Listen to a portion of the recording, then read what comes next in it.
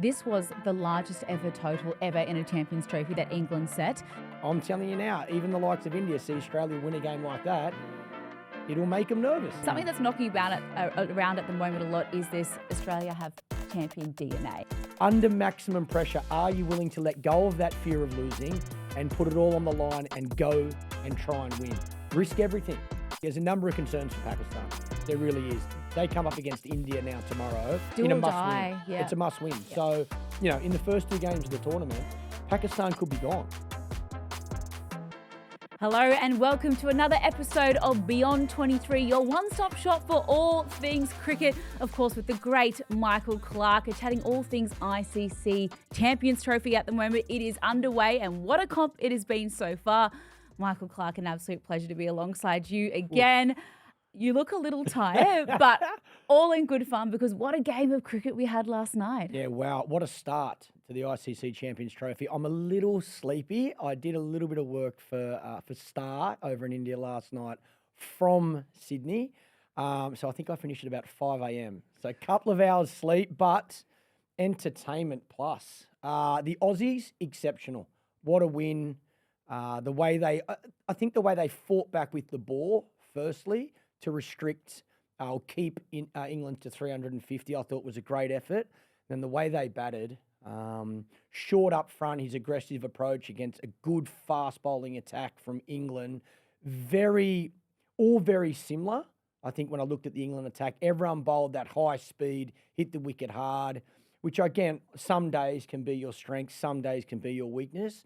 I think throughout that innings, through Australia, the way Australia played, I think England come up against some good players of fast bowling. Short plays the short ball well, uses the pace well. Josh Inglis, what an innings. Another one who plays fast bowling very well, played a lot of cricket in WA. So I think Australia were magnificent and deserve a lot of credit. I think England made a number of mistakes. Even at the toss, Steve Smith made it very clear after winning the toss that they trained the night before at night and they saw there was dew. So it was a no-brainer. Win the toss, they wanted to chase, to utilise if dew come in, which I'll expect him to. That was going to help the ball skid on and be easier for batting than bowling. Josh Buttler spoke after Steve Smith at the toss and said he was going to bat. So that conflicts the education around going to training and training at night because you see conditions the day before the game. So I was confused by that, firstly. I think the fact that England went for very similar fast bowlers, no variation. And again, when you talk about selecting teams, picking an attack, a bowling attack, is more important than picking the best 3 or 4 individual bowlers. So I think they might have got that wrong. 350 is a hell of a score, and it was a record chase. But in those conditions, I think they'll in a position to probably make, closer to 400 than 350. So I think Australia did really well to restrict England in the last 10 overs with the ball, with a very inexperienced attack. The Aussie bowlers, that was England's chance. They had the opportunity to really grab the game in the first innings. If they make 400, it's game over. Australia win that game with 2 overs to spare, so they're not making an extra 50 runs. So I think England missed a beat there. And then the way they bowled, they kept trying to bowl short to Josh Inglis. So that tells me 2 things. One, you've done no research. He's played a lot of cricket in WA and plays the short ball very well. They kept going to that back of a length. He kept hitting it out of the park. Or 2, you haven't done your research on Josh Inglis. In an ICC Champions Trophy, after coming off losses to India, they should have been so well researched. So I think they'll be disappointed. I don't know what that does to them for the rest of the tournament because that would hit your confidence very hard. And even listening to Josh Buttler after the game, he said, look, 350 on the board, that's enough runs. I'm not sure. Yeah, and particularly in Lahore as well. Yeah. You and I spent some time there in the PSL previously. It is a wicket that dew does come in thick and fast as well, considering that they were only a couple down for about 200 at about the halfway point. The old way of thinking is that, you double what you've made by the 30th over and get yourself in something well excess of 400, which is probably actually what they needed to be aiming for, considering it's been an absolute batter's paradise so far in Pakistan, the matches. With wickets in hand, with 10 overs to go, these days, the way the game's played, the minimum you make is 100. The minimum. And I think teams would be disappointed with that. I think England got 85 in the last 10. It was Yeah, something in the last 10, they overs lost 4 wickets for with only about wickets in 88 hand. runs. Yeah, I think that hurts them big time. So I know it's hard to look at the game in the first. Any team makes 350, you say that's a good score, but one-day cricket's changed a lot. You know, now the way teams chase runs, I don't know if the number is as relevant as it used to be. I think it's about you utilise and look at those last 10 overs, and England would say we missed a beat. But take nothing away from Australia. I think that's the most important factor in that game. Even to see two wicketkeepers play together, both Carey and Inglis have batted beautifully throughout the summer. Inglis getting the opportunity in Test cricket in Sri Lanka, and Alex Carey's batting's been exceptional. So both deserve to be in the team just as batters. Both stood up and made runs. Maxwell smacking it at the end was exactly the situation he likes to come in. And batting at 7, that's going to be his role. So our two most senior players missed out, but we still found a way to chase 350. That puts Australia in an unbelievable place confidence-wise. I thought we would make the final, but there was a question mark around. We lost 5 senior players just before this tournament, or just before the selection of this tournament. How do we respond, and how do we still find a way to compete? Well, last night I don't think our bowlers let us down at all. Surprised we went 2 left armers. I thought we would have went Sean Abbott as one of our quicks, and maybe that might be one change leading into the second game. But I thought our bowlers did a good job to fight back and keep it to 350. And then our batting, wow, that shows me that we can win this tournament. Well, let's talk some stats as well here, because this was the largest ever total ever in a Champions Trophy that England set. They had 351 for 8 at the end. They didn't accelerate at the back end, so probably left a good 50 out there, as you mentioned. Yep. But Australia chases it down with 15 balls to spare. They end up 356 for 5. Felt like they had more gas in the tank as well.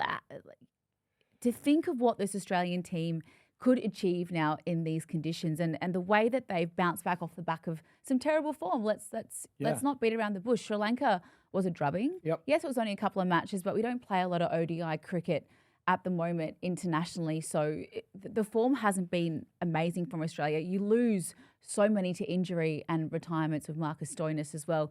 But Australia always find a way to win. And something that's knocking about around at the moment a lot is this: Australia have champion DNA. And I want to sort of deep dive that with you a little bit, because something about Australia in ICC tournaments, irrespective of where we come into things, whether it be through injury, through retirement, through loss of like that core group of the playing 11, Australia always seems to find a way. And you were at the helm of that for so many years as well. So what is it about what is instilled in the Australian side that make them kick up another level, particularly when it comes to ICC cricket? Look, I think the fact it's spoken about all the time helps every Australian cricketer, because you believe it's instilled in you. I believe, and I've always thought, the only difference, and again, I can't compare what other players felt or other teams felt. The one thing that I did feel in the Australian cricket team was we didn't fear losing as much as we cared about winning. So I think a lot of teams, when you get under maximum pressure, the fear of losing comes into your thought pattern. And is that fear or lack of fear something that is instilled through the captain, through the coach? Where is that coming from? I think it's something that's instilled from a very young age. I always was willing, certainly as captain, I was willing to risk losing to try and win. So the result of losing, excuse me, I wasn't scared of. But if you look at a team like South Africa, my question about South Africa, my question about Pakistan in their home ground at the moment, under maximum pressure, are you willing to let go of that fear of losing and put it all on the line and go and try and win? Risk everything. Your intent, the thought at the toss of the coin, the lack of hesitation in tactical moves as a captain in regards to field or bowling. Risk everything in regards to selection and pick players that are more going to give you more chance of winning rather than protect, that losing. All of that type of stuff, I think it comes from a long way back, but I thought that's the only way. When you're playing against a team that is exactly the same as you sit in the same position, you got as many talented players as others, you're as skillful as each other, you train as hard as each other. What's going to make the difference? And I think a lot of it is decision making. And I always wonder that because at the highest level, as you said, everyone is incredibly talented. What sets aside one player from another player? That mental tenacity and that strength to dig yourself out of any given situation is incredible. And to put that into context of the game that we just saw with England versus Australia as well, that fearless captaincy by Steve Smith was another great point. When the bowlers were looking like they weren't making inroads, he really mix and match for that fifth bowler. Like I think there was 3 different bowling options he used in order to make up, those remaining 10 overs. And even bringing Adam Zampa on at the right time and getting that breakthrough and removing, the set players. What did you enjoy about his captaincy? And did you enjoy, I suppose, the ability to sort of pivot and find solutions within a 50-over game, which can actually feel like it goes for an absolute age, doesn't it? It's like 8 hours to concentrate and make sure that you're getting the best out of your players. I think you need to. I think that's the other thing. When you look at the Australian team, you've got to look at their strengths, you've got to look at their weaknesses, and as a captain, you've got to know those. So our fifth bowling option is, a lot of people would say it's a weakness to the Australian team, but when I look through this, like Travis said, didn't bowl a ball. He can bowl. Marnus Labuschagne bowled 2 out of the last 6 overs. So a leg spinner bowling at the back end of the game. Steve Smith's reading the play saying, we think if we've got 2 right-handers batting, Marnus is trying to spin the ball away. They're hitting across the spin. It's probably harder than somebody trying to bowl 140 Ks with pace coming on. It's all the decision-making around the ground you're playing on, the opposition you're playing against, and the players that stand beside you. And I think that's what captaincy is about. It's about getting the best out of the players you have. Even him bowling first, yes, there's research done. He thinks he's going to be due, but he's also probably thinking, our strength is batting.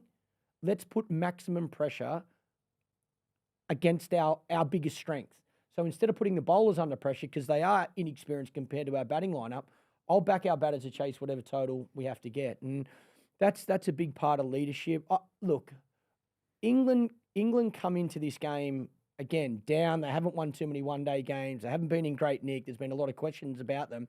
But Australia are in the same predicament. We just got beaten by Sri Lanka. So I feel like... And they're not even in the Champions Trophy at the moment. That's exactly right. Yeah.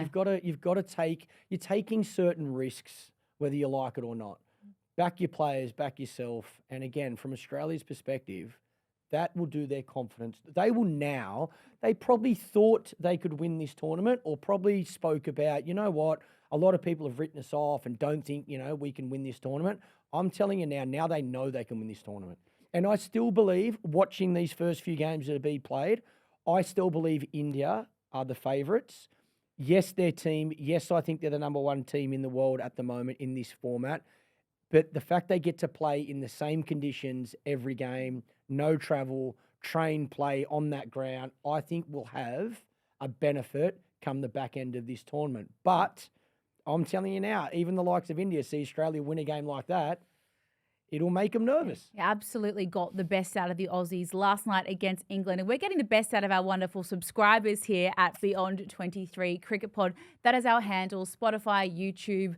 Make sure you get involved on Instagram as well. Send in those questions because we see them. We see every single one. And unfortunately, we see all of them. I feel like the community is very positive. I did enjoy reading through them all, but just off the back of what we were talking about with the fifth bowling option, we had a question come in from Adash6 who said, why does Australia not have an out-and-out fifth bowler? Last over Marnus. Was that a good strategy? Aussie should have restricted 320, not 350.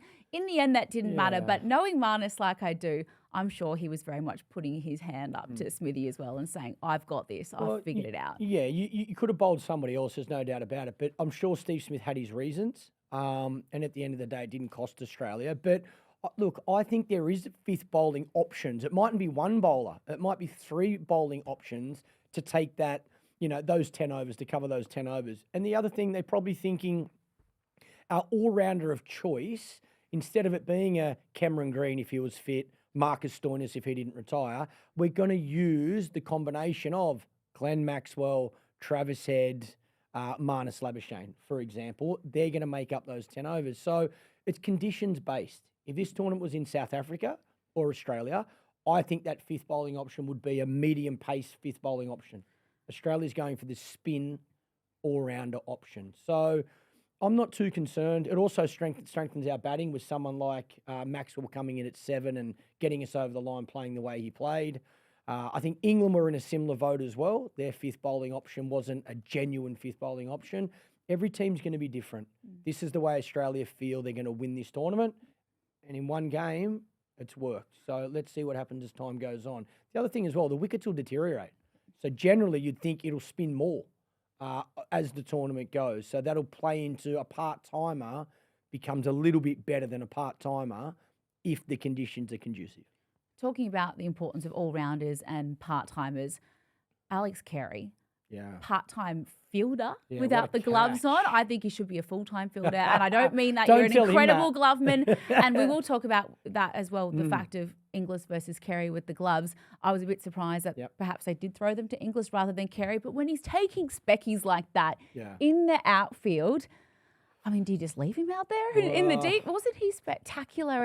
And how important fielding is as a skill set. So for me, he's almost like an all-rounder as a fielder, a specialist fielder and a batter. He was absolutely incredible last night. Yeah, what a catch. His innings was brilliant, but what a catch at mid-on. That was, we've seen a couple of absolute speckies so far in this tournament. And fielding is so important. I will say, I agree with you. I think Alex Carey's the better keeper. So I was surprised if they're both being selected that he's not just keeping first and foremost. And that doesn't say Josh Inglis isn't a good keeper.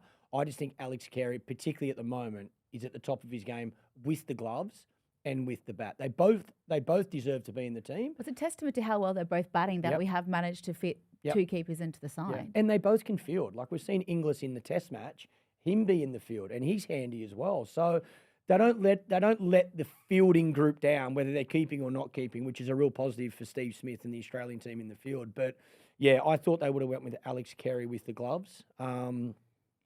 But again, it doesn't matter. I think, fielding is an important part of any format. But one-day cricket, I think it can be game-changing in this tournament. I think that one catch, that one run out can change a game. You get the best player out and don't miss that opportunity, that's defining. So let's see how we go throughout the tournament, how important fielding is. And the importance of the middle order as well, particularly in ODI cricket, that engine room is crucial to getting the job done. I was surprised to see Jos Buttler batting at 6 last night. I thought, considering he is arguably your best player, having him so late down the order, should they be opening with him, do you think? Do they have their balance right with their batting side? Yeah, I think, and again, he's not keeping as well. So I'm always at the look, I think you want your best players facing the most amount of balls, but I think you got to look at your team, and when you are captain, you generally put yourself in the position that you think the team needs you the most. But I think for such a good player, I think he's batting too low. If they're going to throw the youngster in at number 3, who's also keeping, I don't see why their best player doesn't take that responsibility. Their captain, their best player, there's no reason Jos Buttler can't be batting at number 3. Now, the thing about Buttler, he's so talented. He can open and maximise power play, but he's so powerful, even with 5 fielders out at the end, he can still hit boundaries. So he's probably thinking, that's the area we want to capitalise the last 10 overs, maximise that, and he's very good at it. So he's probably putting himself in that role. But I'd rather him be in that position on 80 or 90 or 100 with 5 overs, 7 overs to go than being on 15. And even last night, I thought he batted beautifully. The shot he got out on, if he doesn't get out there, who knows how many he gets at the end and really sets. They would have been over 400 for sure if Buttler was there at the end. But that's probably the area he sees the team needs his experience the most. So he's making that call, and you got to respect that. But I think he's too good a player to be facing 30, 40, 80 balls. I want him in. And there's a position for him at number 3. I think he can own that. That best batter facing the most balls rhetoric, but particularly in ODI cricket, potentially something for England to look at. But it was an emphatic victory to Australia. It was England who set the highest ever runs scored in the Champions Trophy, and then Australia says, hold my beer, I'll do it with 15 balls to spare. So congratulations to Australia. Fantastic to be an Aussie green and gold supporter at the moment. But we have had now a look at every single team in round 1 of the Champions Trophy. So just to touch on the games that we've had as well in the other groups and so far in the tournament. New Zealand defeated Pakistan in the curtain raiser as well. We'd hope that Pakistan would be able to show up and put their best foot forward in front of their home crowd in Karachi. It wasn't meant to be. Pakistan bowled out and falling short by 60 runs. not where they wanted things to go. But we had a great question from one of our listeners from Mansar8668. And his question is, of course, to you, Clarkie, but how do you see Babar Azam as an opener? Because in that first match, he came out and he scored 64 off 90 balls. So that strike rate, that impetus wasn't there. To be fair to him, the top four struggled as a whole. No one was even going at close to a run and ball. But Babar Azam strike rates, it's been a topic of contention for a little while now. How do you see his position as opener in the side? I think he's a brilliant player in any form of the game. I think he needs to be in that team. I think he's sometimes when you are so important to a team, you protect your wicket because you know the team needs you to be there. I think just about every team has a player like that. So you think of a Joe Root for England, a Steve Smith for Australia, a Virat Kohli for India, and a Babar for Pakistan, for example. Those players are the foundation of your batting lineup. So you don't mind if their strike rate is a little bit lower than, say a Travis Head. His role is to go out and smack it and really maximise the power play. So I think Pakistan need to work out what they want from Babar, and then they need to find that position for him because he's a good enough player. If he's going to open, though, in these conditions, your strike rate's got to be higher. Make the most of that power play, You've got to make the most of fielders inside the circle, hard ball, best time to bat.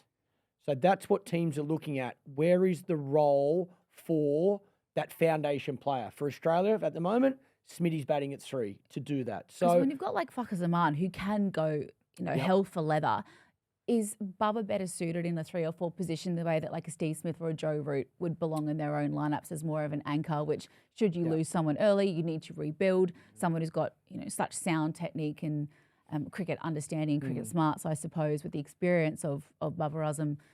If you could rearrange that batting order, would you slide him down a little bit? Well, I think as well, you've got to put maximum pressure on your best players as well, and you'd like to think Babar can read that situation. So if he thinks the wicket's good and flat, and the total we need is bigger than a run of ball, then he's got to up the strike rate, and he's good enough to do that. It didn't happen on this occasion. Look, there's a number of concerns for Pakistan. There really is. They come up against India now tomorrow in a must-win. Yeah. It's a must-win. Yeah. So in the first 2 games of the tournament, Pakistan could be gone. If there wasn't enough pressure on that much already, all of a sudden it really is do or die for them. But that's what I love about this tournament, the Champions Trophy. There's no warm-up. There's no lead-in. There's no time to, get into the tournament. It's turn up, be ready, be at your best. If you're not, you're out of the tournament. So this is what I spoke about in regards to Pakistan before a ball was bowled. How do they handle pressure and expectation in their own backyard? Very hard. Obviously, this game against India is in Dubai. That, in my opinion, makes it even more difficult for them because now it's not in their own backyard as such, like it was against New Zealand. They're under the most amount of pressure in this competition. But Dubai was home for them for a long time as well when cricket was away from. So they should be very familiar with conditions. Their team will be different. Pakistan will. I think Pakistan are going with definitely 2 spinners, 2 legitimate spinners, because I think the pitch we've seen in Dubai versus what we've seen in Pakistan and even runs scored, it's a slower wicket and it spins more. So, yes, Pakistan know those conditions very well, but I think you'll see a couple of changes to their 11 because conditions are different and they're playing against a different opposition. And just on the conditions in Karachi as well, a bit of turn and variable bounce we saw there as well. So their strike weapons in Shaheen Shah, Haris Rauf weren't as potent as they would have liked, but moving forward to Dubai as well, opportunity to play another out-and-out spinner and trouble India. Yep. Bangladesh, they went down to India, which was expected, but it took India to the 47th over to chase down a little bit of a tricky chase in 229. Yeah, look, I think India were always in control chasing those runs. I think that the numbers probably show it was a lot tighter than what it was.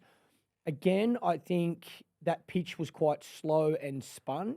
I think it's one of those wickets where I think it's probably going to take you a little bit of time to get in, certainly if you're batting in the middle order or the back end.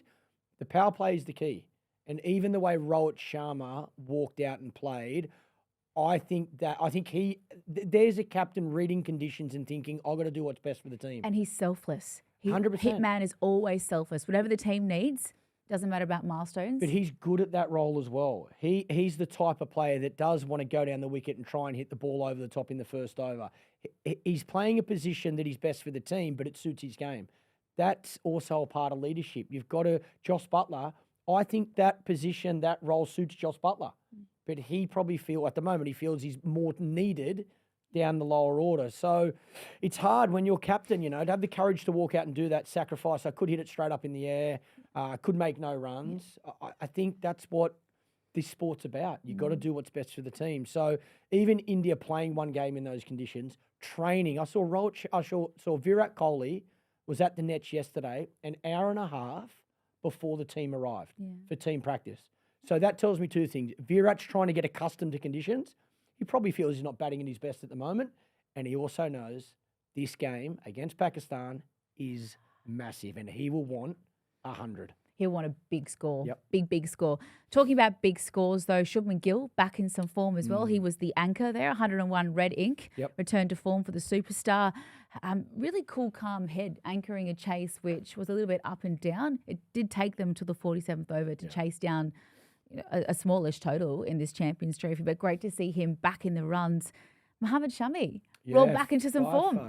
5 for 53. Well, they missed him in the Australian summer. Oh, look, I believe if he's here for the Australian summer, I don't think the result is what it is. Now, I'm not saying Australia lose the series, but if they have Bumrah and Shami bowling in the conditions that we had in the Australian summer in that test series, I think they're a very different outfit. Just his experience, the way he uses that new ball, he's a wicket taker the whole way through, a one-day game and certainly in a test match. And I think we saw that. I think that'll do his confidence a world of good. I think India, especially without Bumrah, they need him firing. So wonderful start from him. And yeah, look, there's always going to be that question mark around India because their best bowler and the best bowler in the world is out. So can you win a major tournament without that? Teams have done it plenty of times, and that's what India will think. But I think having a plan B in someone like Shami is not a bad plan B. Harshit Rana took 3 as well in Bumrah's absence. So wonderful effort by India there. They get their campaign off to a perfect start, which brings us to game 3, which was back in Karachi in Pakistan, Afghanistan versus South Africa. They had a big win, 107 runs. And Afghanistan were bowled out in the chase in the 44th. I want to talk about Ryan Rickleton, the keeper batter, left-hander who's come in to take over Quinton de Kock. Big shoes to fill, obviously retiring after the 2023 World Cup in India. But he looked brilliant. Player of the match, navigated the spinners with ease. What did you like about him? Younger brother, he looked like. Keeper, left-hand bat, smacks it. And carbon copy. And makes 100. Like, perfect replacement. Oh, look, I think, and I say, the perception is it's, a new superstar youngster for South Africa. He's 28 years of age. He's been around for a long time. He's dominated short form cricket. And now there's a position and opportunity for him. And he's grabbed it with both hands. I said before a ball was bowled, South Africa was the one team that I was unsure about. When they're good, they're great. When they're bad, they're really bad. They were great. Awesome start. Afghanistan were poor, but they were great. And that's all you can do. You can only beat the opposition that's in front of you. So, huge tick in the right direction for South Africa. Again, do their confidence a world of good. If they play like that, they are going to be dangerous in this tournament. There's no doubt about it. It's just, can you see that consistent South Africa the whole way through the tournament? But at the moment, 1 from 1, great start. One thing I wanted to mention as well, we talked last episode about with the ability to play a lot of these players, play alongside these players in franchise cricket all over the world. Ryan Rickleton had a wonderful season with Mumbai Indians Cape Town, Cape Town in the SA20, but his teammate was Rashid Khan. So Rashid, it was someone that he probably faced a lot in the nets, was very exposed to sort of seeing what he offered. Being a keeper, he'd be used to keeping to Rashid as well. He played all of the spinners with absolute ease, and perhaps that inner working knowledge served him well in this opener. Definitely helps. I think if you can play alongside someone, you get to face them in the nets. You get to watch them closely in the game. Not only does he do that, he's the wicketkeeper. So he's seeing every ball. So if Rashid Khan bowls a leg spinner, he sees it out of the hand. If he bowls a wrong one, he sees it out of the hand. If he bowls a slider, he's seeing all the variations when he's on the same team. So when you're batting, that's huge advantage. So I think I think firstly it shows he's a very good player of spin bowling as well. He's got all the shots, all the options. But yes, slight advantage that he'd played alongside, one of the best spinners in the shorter format.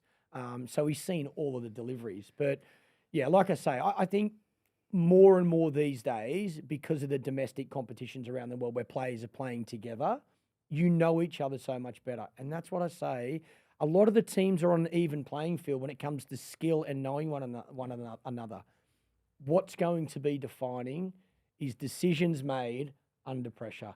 And I think already, the start of this Champions Trophy, we're seeing the teams that make those decisions more right than wrong consistently are having success.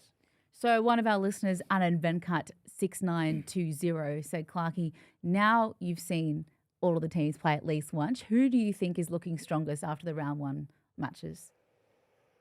Oh, I don't know if I can change my opinion yet. I still think India are my favourites. I think teams as well, when they play India in Dubai, there's going to have to be a change of probably your 11 that you select and change of attitude in regards to the surface you're playing on. So walking out and trying to smack it in Dubai is going to be different to in Pakistan. Batting through the middle overs in Dubai is going to be different to what it is in Pakistan. Wickets in hand in Dubai, I think, is going to be more important than in Pakistan. So all those little things adapting to different conditions, they are slightly different. And the advantage India has is they're playing every game on that pitch, so they'll know it better than anybody else. I think the Aussies winning like that, chasing a total like that. Such a good win. It will do it will tell them now we can win this Champions Trophy. They probably thought it, now they know it. So that confidence-wise does them the world of good. South Africa showed me, like I thought, when they're good, they're great. So they're contenders. New Zealand were brilliant. And they're coming off beating or winning that tri-series in the lead-up in Pakistan conditions. In the right conditions. They're confident. They've got good enough talent, and they always overachieve in, ICC events. So, yeah, look, the one that's under maximum pressure is Pakistan. I had Pakistan making the top four, but to be honest, I can't see them beating India, which means they're not going to make the top four. They could be out of the competition tomorrow. So, as tough as that is, welcome to the Champions Trophy. That's what makes it so exciting. Yeah, it's been an awesome round one, and the action just continues now because we do have tonight our time, Australian time, India versus Pakistan in Dubai. Wow. There is so much talent on both sides. This rivalry runs really deep, and I think everyone in their lifetime, if they're a cricket lover, needs to try and get to an India versus Pakistan game because the tension in the air, the atmosphere, it's just, this is what you live for in sports, clashes like this. And I mean, how do you see it playing out? Well, look, the rivalry between Australia and England that was spoken about before last night's game is huge. Australia hates losing to England. England hates losing to Australia. This is times a million. India v Pakistan in any cricket game is massive. Not only for the two countries, but the players. Like I say, Virat Kohli, who has played however many games, the best one-day cricketer. You know what? I think he's the best one-day cricketer I've ever seen. Really? Virat Kohli, I think, is the best one-day cricketer I've ever seen. Now, he's batting for an hour and a half in the nets before this game. That tells you everything. This guy, who is the greatest of all time in this format, in my opinion, he wants to make 100 in this game. And he's a problem solver. He'll be working on the deficiencies he feels he has in his technique. His fitness is unparalleled. The way that man trains is exceptional. So, but that's what the true champions do. Everyone is going to have slight ups and downs in form, but how you work your way through that is what makes you a true champ. Hard work. I don't know anybody that has had success that has not worked hard, and it's awesome to see the best players, even though they've been around for a long time, even though they've been so good, they can feel when they're not at their best, or they can feel when there's a big game coming up, and they want to lead from the front. I think there'll be millions around the world watching this game. I'm certainly not going to miss it. I'm going to watch every ball. We're not sleeping for 3 days at the moment, but it's worth it. See my eyes? You won't. I'll be like this when we come back on tomorrow, but to talk about it, to discuss it. But look, I think... I hope it's a good match. I hope Pakistan show up and play their best. I hope India continue to play the way they play. But I think we are in for an absolute beauty. I think India will win. but I hope it's super tight. So one of our listeners, Kushik Ragava 2167, said, who will be the game changer of the match? Is it Rohit, Baba, Shami, or someone unexpected? Who stands up? You know what? Just based on the biggest occasion, I'm going to go with the biggest player. I want to go with Virat Kohli. I think if Virat Kohli can get in early, I think he makes 100 and we see him at his absolute best. Well, you are an oracle. We do love your predictions here at Beyond 23, Clarkey. So we've got some very important predictions to get from you just before we wrap up today. First of all, a pretty simple one, but result. Is it Pakistan or India? I'm going with India. Going with India in Dubai. Pakistan player with the most runs. Well, I'm going to go the same theory. The Pakistan's best player, in my opinion. He spent some time in the middle. He wasn't at his best. He copped a bit of criticism for his slow strike rate. But I think Bubba is their best batsman.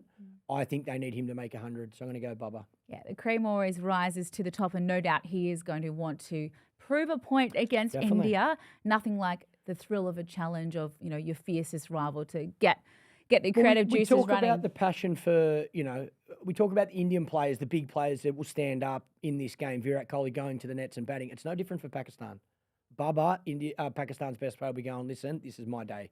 This is my game. So they'll want to beat India just as much as India want to beat Pakistan. So then by that train of thought, as you said, with the result with Pakistan and Virat Kohli being important, is he your player with the most runs for Team India? Yep, he's the leading run scorer for India in this game, in my opinion. What about wickets? Pakistan leading wicket taker in that game. Oh, I don't know, because I'm assuming the pitch is going to be the same, which I think is conducive to spin. But Shami got fifer.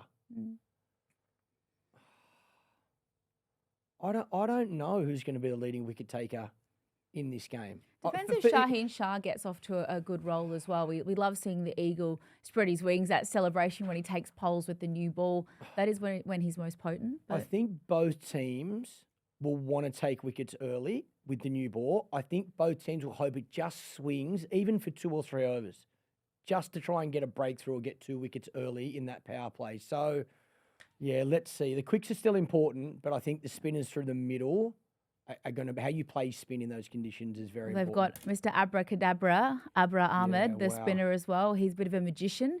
We saw him be really potent in the PSL last season. Yeah, but brilliant. If as a spinner, he could be one to watch. India player most wickets, maybe Mohammad Shami then. Again, yeah, do I go quick? Do I go a spinner? I think Shami's in good form. So that's the other thing. I think if India can bat first and put runs on the board, that makes the jobs easier for the fast bowlers, because Pakistan know they need to maximise the power play. That brings someone like Shami into play. So, but again, do you win the toss? Do you bat first? Do they play on the same wicket? Is it a different pitch?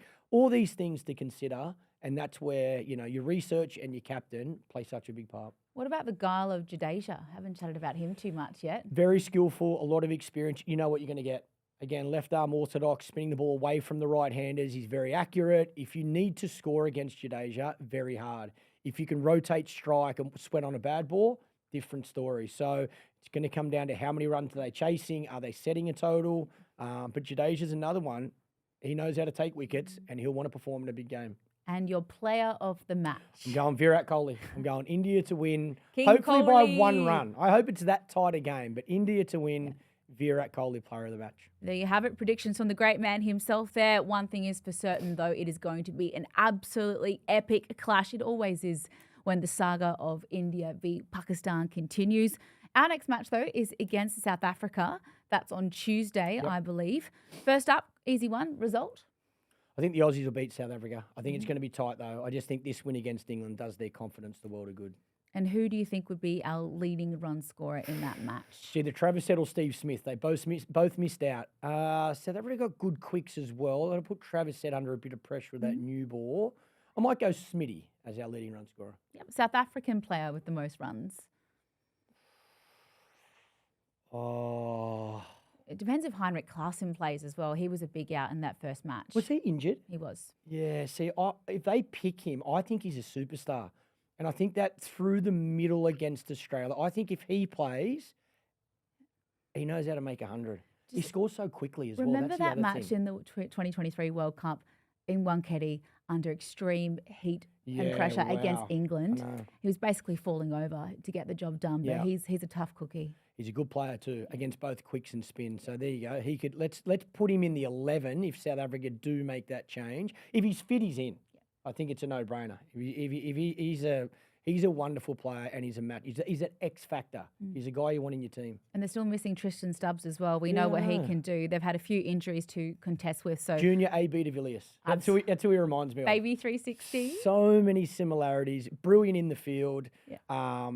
Amazing at the back end of an innings as well. Seems to find boundaries. So, yeah, like I say, South Africa are off to a great start and a couple of their superstars This could be a great out at match. the moment. Yeah, it's going to be a beauty. Most polls for Australia.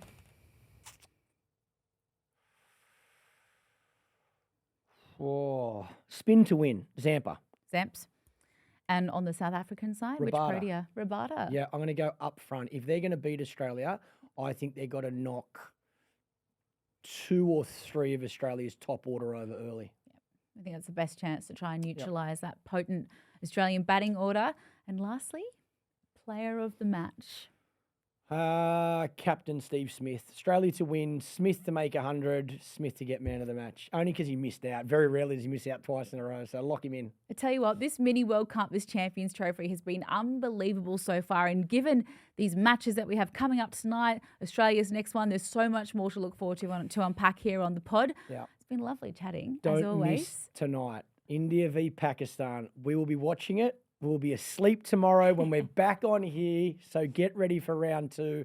Look out. I hope this is a beauty. I think it's going to be. I think India just get over the line, but we'll be back tomorrow to unfold all of it. I tell you what, this ICC Champions Trophy has not disappointed. So many epic matches and plenty more to come. No bigger than India-Pakistan. Bring on tomorrow. We'll be same place, same time. Can't wait. Oh, it's going to be awesome. Don't forget to like, subscribe, send us comments at Beyond23. Cricket Pod is where you will find us.